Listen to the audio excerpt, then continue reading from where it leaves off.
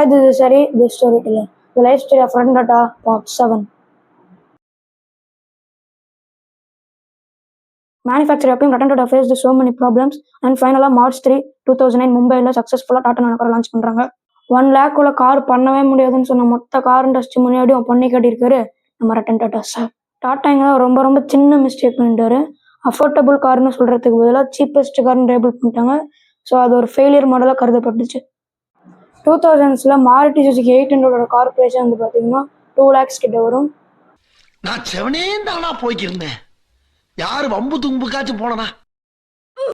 Tata நானோ காரை 2 lakhsக்கு make பண்ணி production காஸ்ட்டோட கம்மியாக லாஸ்ட்டில் 1 lakhக்கு விற்றுருக்காங்க. ஆனால் நம்ம எல்லாம் அந்த கார் சீப்பஸ்ட் கார், அதெல்லாம் வாங்கினா அவங்க என்ன நினைப்பாங்க, இவங்க என்ன நினைப்பாங்கன்னு நமக்காக கார் தயாரிச்ச ரட்டன் டாட்டாவை தப்புன்னு நல்ல இஷ்டம்ல.